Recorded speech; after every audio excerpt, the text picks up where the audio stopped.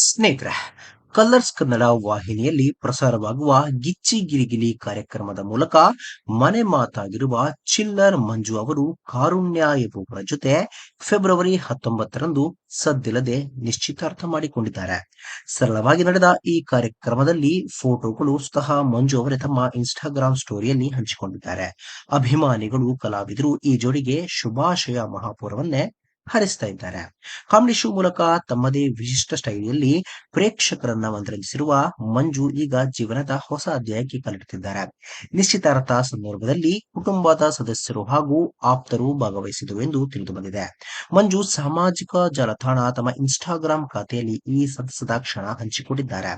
ಮನರಂಜನಾ ಕ್ಷೇತ್ರದಲ್ಲಿ ಸಕ್ರಿಯರಾಗಿರುವ ಚಿಲ್ಲರ್ ಮಂಜು ಅವರಿಗೆ ಅಭಿಮಾನಿಗಳು ಮತ್ತು ಸಹ ಕಲಾವಿದರು ಶುಭಾಶಯ ತಿಳಿಸಿದ್ದು, ಇದೀಗ ಮದುವೆ ದಿನಾಂಕ ಯಾವಾಗ ಎಂದು ಕುತೂಹಲ ಅಭಿಮಾನಿಗಳಲ್ಲಿ ಮೂಡಿದೆ. ಇತ್ತೀಚೆಗಷ್ಟೇ ಗಿಚ್ಚಿ ಗಿಲಿಗಿಲಿ ಖ್ಯಾತಿಯ ಮತ್ತೊಬ್ಬ ಹಾಸ್ಯ ನಟ ಶಿವು ಹಾಗೂ ಮಾನಸ್ ಅವರು ನಿಶ್ಚಿತಾರ್ಥ ಮಾಡಿಕೊಂಡಿದ್ರು. ಇದೀಗ ಚಿಲ್ಲರ್ ಮಂಜು ಅವರು ಸಹ ಸದ್ದಿಲ್ಲದೆ ನಿಶ್ಚಿತಾರ್ಥ ಮಾಡಿಕೊಂಡು ಗಮನ ಸೆಳೆದಿದ್ದಾರೆ.